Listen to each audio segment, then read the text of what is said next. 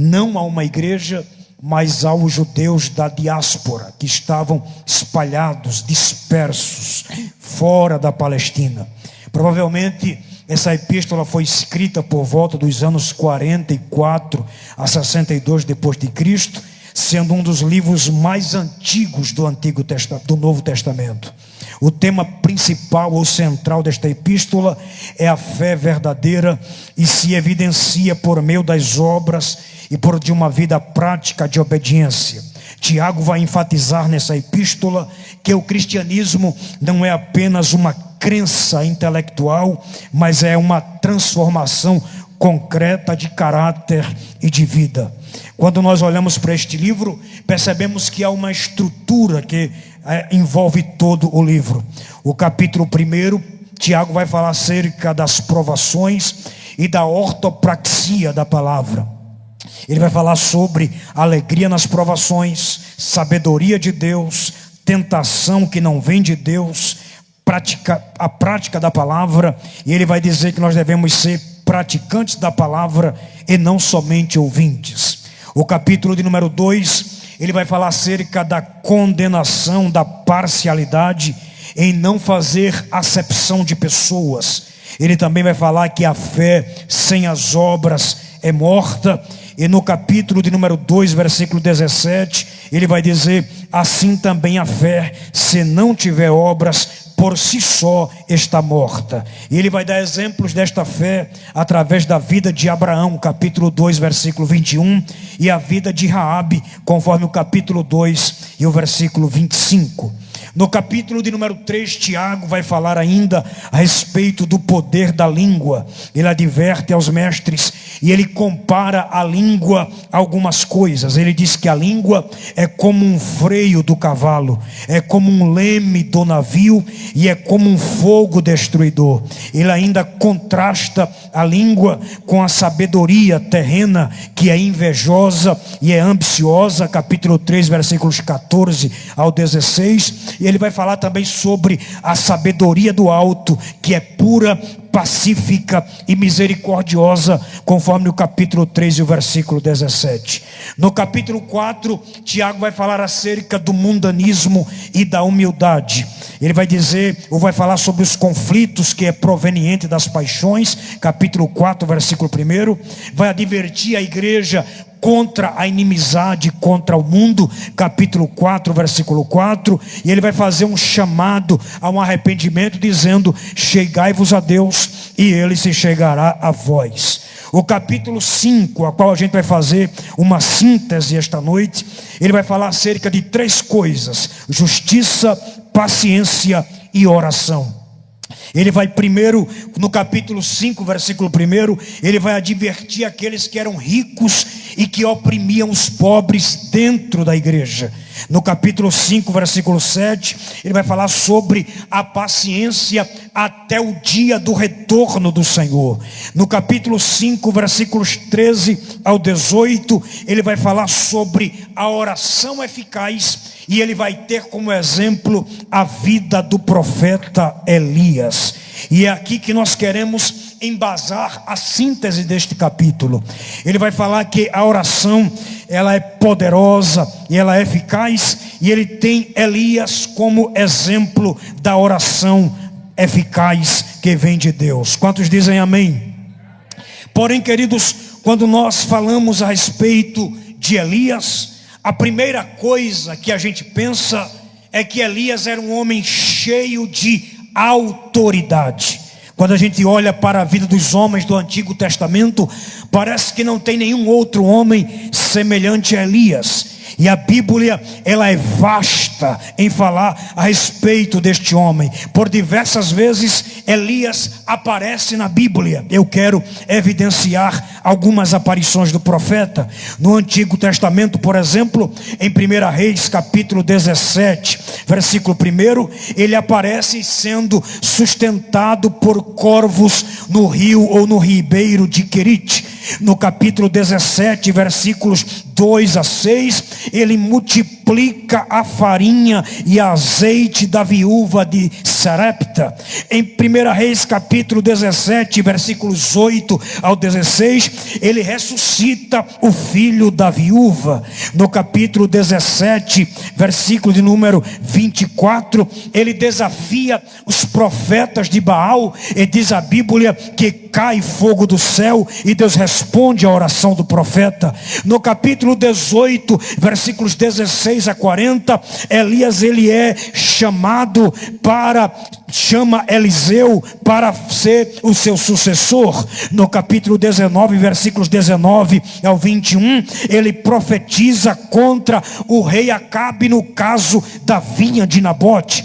Ainda em 1 Reis capítulo 21, ele condena o rei Acasias. No capítulo 2, versículos 1 ao 17 de 2 Reis, ele condena Acasias, mas também ele é arrebatado num redemoinho aos céus e é levado para Deus. A igreja diz amém.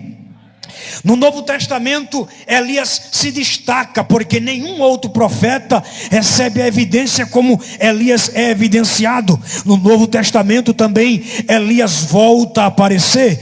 Em Mateus 11, versículo 14, e em Mateus 17, versículos 10 a 13, ele é identificado de forma simbólica como o profeta João Batista. A Bíblia vai dizer ainda, em Mateus 17, versículos 1 a 8, que Elias aparece no monte da transfiguração. Esta cena se repete em Marcos 9, versículos 2 a 8, Lucas 9, versículos 28 ao 36. Ele é citado também na crucificação de Jesus, em Mateus 27, versículos 47 ao 49, quando Jesus ora e usa o idioma em aramaico, dizendo: Eli, Eli, lama sabachthani. Aqueles que não entendiam o idioma que Jesus falava, dizia: ele chama por Elias, percebendo que Elias aparece mais uma vez. Em Tiago capítulo 5, versículos 17 e 18, onde foi feita a leitura e onde fazemos uma síntese bíblica, Elias volta a aparecer, mostrando a importância do profeta. Porém, quando a gente vê estas aparições de Elias, os feitos do profeta, a primeira coisa que vem à mente, a primeira coisa que a gente vai dizer é que Elias era um homem poderoso.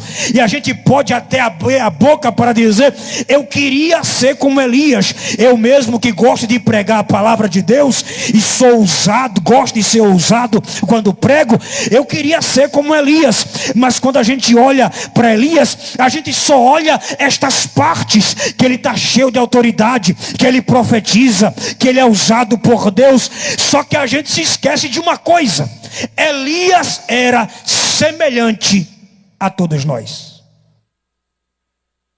Elias tinha fraquezas. Elias não era um super-homem. Elias sentia angústia na alma. Tinha dias que Elias pensava que estava sozinho. E nós passamos por momentos semelhantes ao de Elias. Já teve dia de, por exemplo, eu quando era bem jovem, adolescente, 16 anos de idade, minha mãe dirigia um ciclo de oração, o pastor Jabson pregou lá várias vezes, em Nova Descoberta 1, e eu me lembro que um dia, numa segunda-feira, eu cheguei para minha mãe e disse assim: mãe, eu estou sentindo um negócio dentro de mim, eu não sabia, não tinha experiência. Eu disse para ela: eu só quero chorar, só dá vontade de chorar. Ela, experiente, dirigia a campanha há muitos anos e agora estava em círculo de oração. E ela disse assim: eu já sei o que você está sentindo. Você vai fazer o seguinte: se tranca no seu quarto e dobre o joelho no pé da cama, e o que vier na boca para falar para Deus, fale. E eu não sabia o que eu estava sentindo, era angústia que eu estava sentindo, mas não sabia que era angústia. Era a primeira vez que esse sentimento tomava o meu ser. Mas eu me tranquei no meu quarto, dobrei o joelho lá na minha cama, e a única palavra que eu disse para Deus naquela noite de segunda-feira foi: Deus, eu te amo. Não disse mais nada, e corri as lágrimas dos meus olhos, não falava mais nada. Quando foi na terça-feira, ela vai para a congregação Nova Descoberta, estava no período de avivamento. Toda terça-feira ela chamava um pregador, era pastor Jabson, era pastor Elci Ribeiro, sempre pastor Enoque Barros, sempre ia alguém. E naquela manhã de terça-feira, ela liga para mim e diz assim: Atos, pega a Bíblia e vem pregar. Eu disse: por quê? Ela disse: o escalado não veio, a igreja está lotada e a gente precisa de alguém para pregar. Mas eu estava com vazio na alma que nem Elias. Mas eu peguei a Bíblia, subi um morro, desci outro, cheguei lá na congregação, dobrei o joelho, a igreja lotada. E quando foi na hora da mensagem, ela me deu para pregar. E eu peguei a Bíblia, comecei a pregar. E enquanto eu pregava, a igreja pegava fogo, a igreja glorificava. As comissões eram tomadas em mistério, e era um poder. Mas do jeito que eu cheguei seco, eu continuava seco. A angústia no meu coração, só Deus sabe como é que eu estava. E quando eu terminei de pregar, saí do microfone, a glória de Deus tomada na igreja, e eu me sentei. E quando eu me sentei, Deus tomou uma irmã que dirigiu o ciclo de oração em Casa Amarela, Estrada do Brejo, uma irmã muito conhecida que hoje coopera com a irmã Judite nos aniversários de ciclo de oração. E quando eu me sentei, aquela irmã veio cantando e cânticos espirituais, marchando na minha direção. E quando ela vai chegando perto de mim, ela diz assim: moço, eu vi quando ontem tu entrasse no teu quarto, trancasses a porta e dissesses assim para mim: eu te amo. Quem disse aquela mulher, aquele negócio? Dissesses assim para mim: eu te amo. Fica sabendo também que eu te trouxe nesta manhã para te dizer que também eu te amo. Esta noite Deus marcou esse culto, e a igreja não está lotada, muito embora a igreja está bem cooperada, mas Deus marcou essa noite para dizer: você é falho igual a Pedro, você é falho igual a Elias. Às vezes você canta e o fogo cai, é porque eu te uso. Às vezes você prega e o poder se manifesta, é porque eu te dou a palavra. Mas você é fraco, é falho, é pé, é pequeno, é germe da terra, mas mesmo assim eu te amo, eu cuido de você, e você não está só. Elias sentiu fraquezas, mas este homem que era usado por Deus, ele tinha algumas características, eu quero evidenciá-las. A primeira é que ele era dependente de Deus. Eu não sei os obreiros aqui, não sei o pastor, mas sempre quando eu vou pregar, pastor sempre coopera em eventos grandes, coopera pela misericórdia, mas quando eu chego para pregar, pastor, dá um frio na barriga, as pernas começam a ficar assim alegres. E às vezes alguns irmãos termina o culto, quer bater foto, tem uns que até assim: o senhor me dá o sermão, mas fica aquele frio na barriga. E ai do pregador e do cantor quando perde o frio na barriga. Por quê? Porque isso mostra que a gente é dependente de Deus. Eu já disse isso aqui, os irmãos eu já virei freguês aqui, né? Mas eu vou dizer de novo: se Deus não der a mensagem, não adianta eu preparar o sermão. Eu posso preparar um sermão cheio de exegese, uma hermenêutica impecável, mas eu chegar aqui, Deus fechar o céu e acabou. Cantor pode ensaiar, preparar os melhores hinos, chegar aqui e cantar, e se Deus disser: vou fechar o céu, acabou. Não tem como. É Deus Deus quem dá. A gente é dependente da igreja. A comissão, quando canta no congresso de mulheres e aquele poder cai, porque eu já participei do congresso aqui e vi que canta na unção, não é porque vocês apenas fazem sacrifício, não é porque as senhoras apenas vêm para o ensaio, é porque as senhoras são dependentes de Deus. Aí quando canta, ele diz, já que elas dependem de mim, eu vou abrir o céu. Quando os tocadores tocam, é Deus quem derrama graça. Quando o pregador prega, é Deus quem derrama graça. Jesus disse, sem mim nada podeis fazer. Além disso, ele era um homem que, além de ser dependente de Deus, ele enfrentou algumas coisas. Ele sentiu esgotamento. E eu quero abrir um parêntese para dizer uma coisa aqui para o meu pastor e para a igreja. Meus irmãos, a gente tem que orar por este homem. Porque pastor sente esgotamento, irmãos. Eu mesmo, que sou jovem, já senti esgotamento mental, e é pior do que o físico. Já senti desejo, irmãos, de ligar para o meu pastor e dizer assim, meu pastor, eu quero voltar para casa.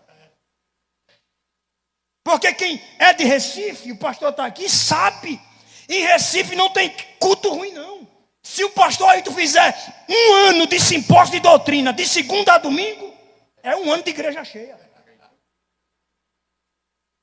E quando a gente faz o simpósio e a gente quer ver a igreja lotada, cheia, o povo não chega, bate aquele desânimo no líder, bate aquela tristeza. A gente prepara um evento, aguarda o povo, faz uma cruzada, o povo não chega, aquele que murmura. A gente tem que se preocupar que os nossos líderes sentem esgotamento mental. Elias sentiu isso, a ponto de ficar recluso numa caverna. Mas não é só líder. Um crente também comum sente esgotamento. E quando o esgotamento vem, automaticamente vem o querer se isolar. Está só. Palavra de amigo não consola. Palavra de amigos não fortalece. Mas há um que chega na hora certa para consolar a gente. Hoje o clima está gostoso, não está, irmãos? O clima está diferente. Eu vou pedir hoje para o tecladista, vamos fazer um negócio diferente aqui hoje, tecladista? Vamos lá, fazer um negócio. Eu estou sentindo aqui um clima gostoso aqui. Elias sentiu, diga assim comigo bem forte, Elias, pode ser melhor, Elias sentiu o isolamento. Aí sabe o que Elias fez? Elias disse assim, a prova está grande. Não tem hora que a gente diz isso, né, irmãos? A prova está grande. Elias disse, sabe de uma coisa? Eu vou entrar na caverna. Tem hora que crente entra na caverna. E quando a gente entra na caverna, ninguém entende. Tem pessoas que até criticam. Eu nunca mais vi irmã fulana. Eu nunca mais vi irmão fulano. Às vezes está na caverna da solidão.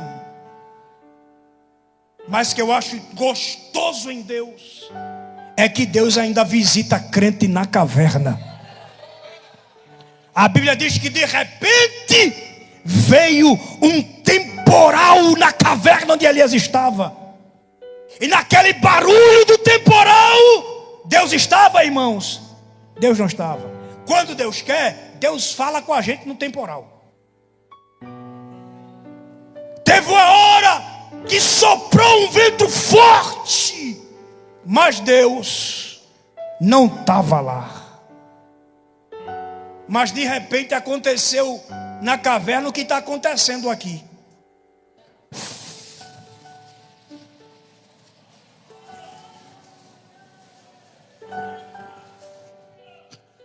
Uma brisa soprou. E Deus estava na brisa. Hoje é noite de brisa em Cabrobó. Hoje não vai ter muito barulho, mas tem brisa. E o Deus do barulho é o Deus da brisa. O Deus do monte é o Deus do vale. O Deus dos palácios é o Deus das cavernas também. É noite que Deus visita a gente.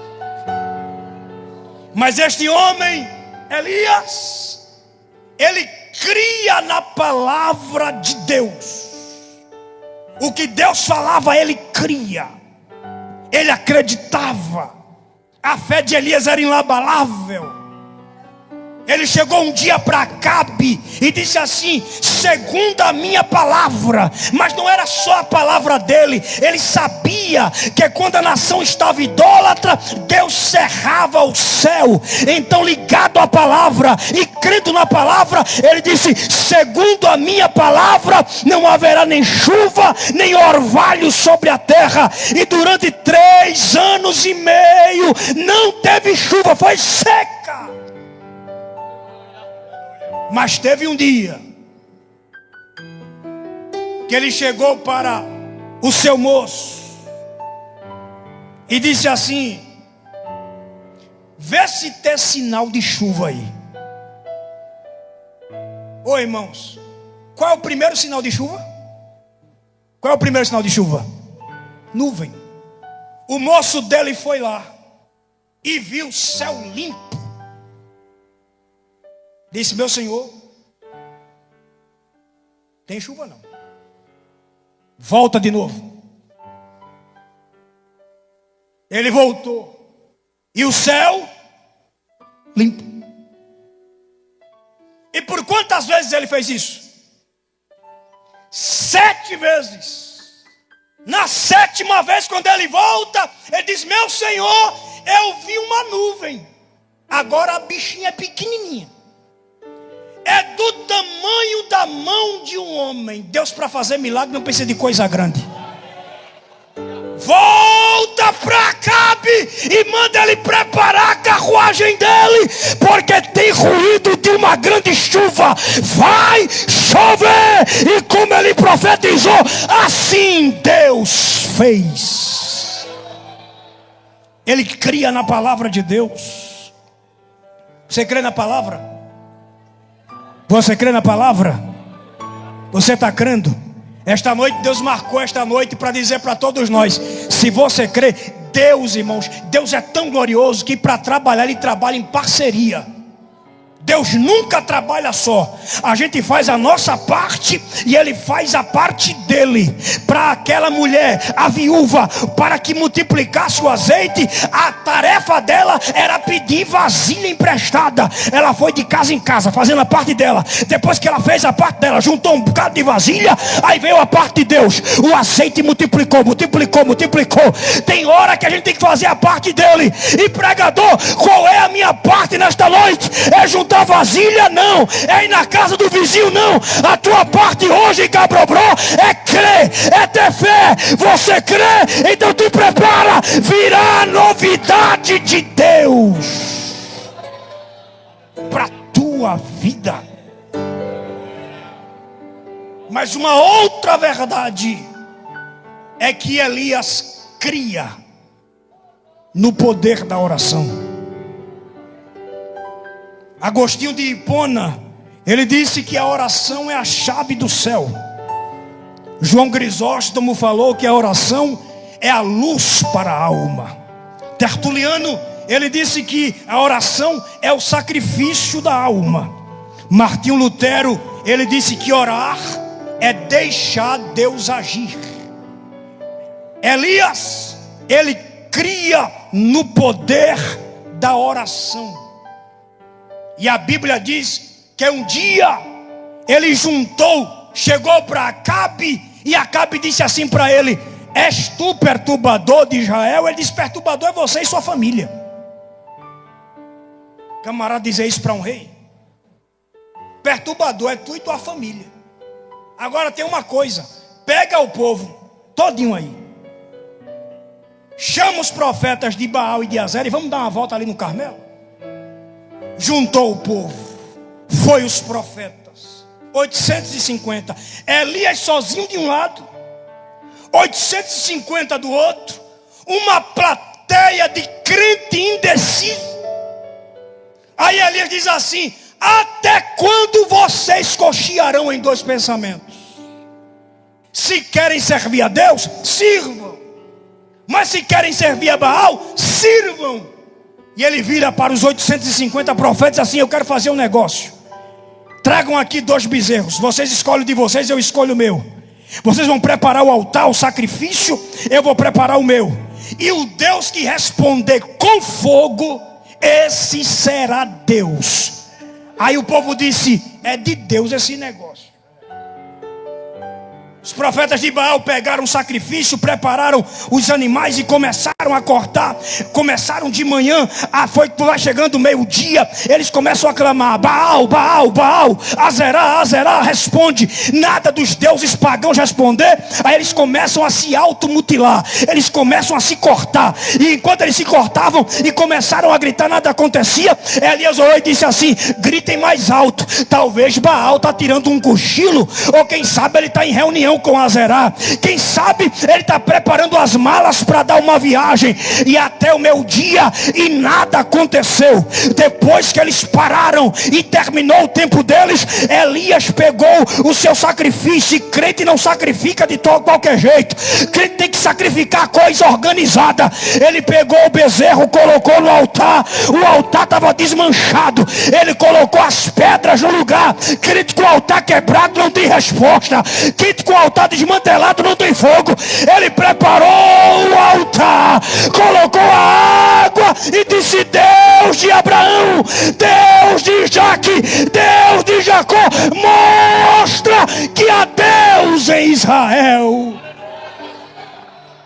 E a Bíblia diz que fogo do céu desceu, consumiu o sacrifício, lambeu até a água. Quem já viu fogo lamber água? Mas nesse dia o fogo de Deus lambeu. E o povo gritou: só o Senhor, só o Senhor, só o Senhor é Deus. Eu queria pedir com autorização do pastor, porque não queremos cansar a igreja. Se você puder ficar de pé.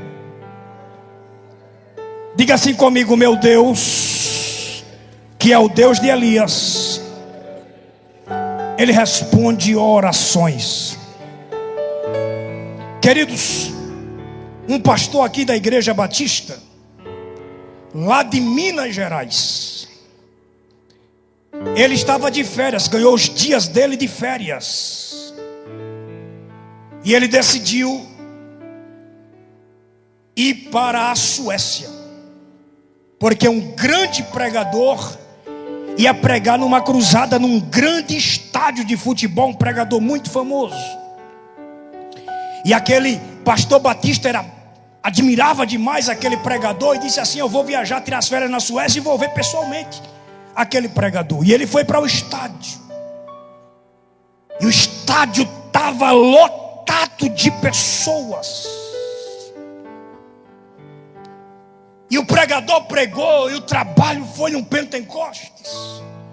E no fim do culto, no fim da mensagem, o pregador disse: onde está pessoas que querem aceitar a Jesus? E uma multidão de pessoas começou a sair das arquibancadas e virem para frente do palanque. E durante aquela multidão indo para o palanque, ele percebe que um jovem está deitado no centro do estádio. E ele decide: eu vou até lá naquele jovem, tem alguma coisa estranha. E quando ele chega até o jovem deitado, ele chega no ouvido do jovem e diz assim: Jesus te ama. Quando ele disse aquilo, o jovem deu um pulo, se levantou, deu um pulo e começou a chorar, a falar em línguas estranhas, no idioma sueco. E ele, sem entender, ele disse assim: filho, o que foi que aconteceu? Ele disse: meu nome é David Berg. Eu sou filho de Daniel Berg. Eu fui com meu pai para o Brasil fundar as Assembleias de Deus. Mas meu pai morreu. Minha mãe também morreu. Gunnar e sua esposa morreram também. Eu voltei só para a Suécia. E eu, quando cheguei aqui, me envolvi com as drogas, me envolvi com coisas erradas. E eu dizia para Deus: olha a síndrome de Elias, a síndrome da fraqueza. Eu dizia para Deus: Deus não me ama, Deus não quer mais nada comigo. E quando eu ouvi o anúncio da cruzada, eu disse para Deus: Deus, essa cruzada só tem sueco. Eu vou para essa cruzada, e para o Senhor provar que me ama, eu quero ouvir que o Senhor me ama em português. Eu não conheço o Senhor, mas parece que o Senhor veio do Brasil para dizer a mim que Deus me ama. É o Deus que atende às orações. E nesta noite eu quero fazer um convite diferente dos demais. Eu não quero orar para Jesus batizar, porque Ele batiza na hora que quer, aonde Ele quer, do jeito que quer. Mas eu quero convidar você aqui à minha frente agora, para sentir o amor de Deus, do Deus de Elias.